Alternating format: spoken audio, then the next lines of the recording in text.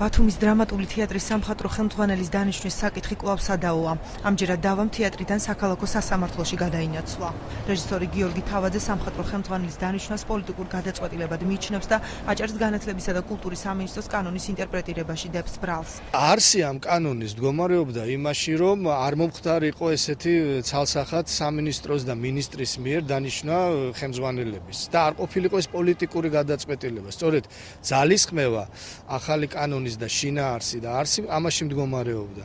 და რატომღაც მოხდა ისე, რომ გარკვეული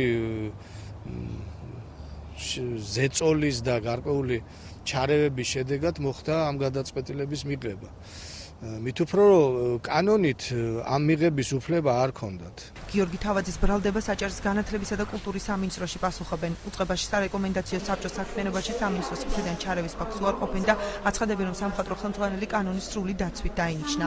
საბჭოს წარდგინების საფუძველზე აბსოლუტურად კანონიდან გამომდინარე და კანონის მოთხოვნათა შესაბამისად იქნა მიღებული გადაწყვეტილება და დაინიშნა სამხატვრო ხელმძღვანელად ბატონ თეიმურაზ კეჟერაძე. მხარეები სამხატვრო ხელმძღვანელის დანიშვნის საკითხს მთავრობაშიც განიხილავდნენ. უწყებაში განმარტავენ, რომ სამხატვრო ხელმძღვანელის შესახებ საბოლოო გადაწყვეტილება აჭარის მთავრობის თავმჯდომარემ არაუგვიანეს 25 ოქტომბრისა უნდა მიიღოს.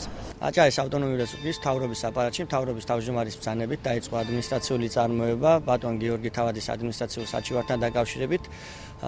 ბატონი გიორგის მიერ გასაჩივრებული აჭარის განათლების, კულტურისა და სპორტის მინისტრის ის ბრძანება, რომელთაც ბატონი თეიმურაზ კეჟერაძე დანიშნული იქნა ბათუმის თეატრის ხელმძღვანელად, მოცემულ შემთხვევაში ჩატარდა ზეპირი მოსმენა და მხარეთა მოსაზრებების გათვალისწინებით მიღებული იქნება კანონშესაბამისი გადაწყვეტილება. თემურ კეჟერაძემ აღნიშნულ საკითხთან დაკავშირებით კომენტარის გაკეთება საჭიროდ არ ჩათვალა. გიორგი თავაძე საკუთარი მოთხოვნის დაუკმაყოფილებლობის შემთხვევაში ალტერნატიული თეატრის დაარსებას და დასიდან წამყვანი მსახიობების წამოყვანას აპირებს. გარკვეულწილად ეს შეიძლება ჩაითვალოს რაღაცა პატარა ნაპერწკლად, რომ რაღაცა ახალი თეატრის დაბადების. ხშირ შემთხვევაში ქართული თეატრის ისტორიაში სწორედ ასეთ შემთხვევაში იქნებოდა ახალი თეატრები. შეგახსენებთ, რომ თეატრმცოდნეებით დაკომპლექტებულმა სარეკომენდაციო საბჭომ გადაწყვეტილება დაახლოებით 2 თვის წინ მიიღო და თემურ კეჟერაძის კანდიდატურას ერთით მეტი მხარდამჭერი ჰყავდა.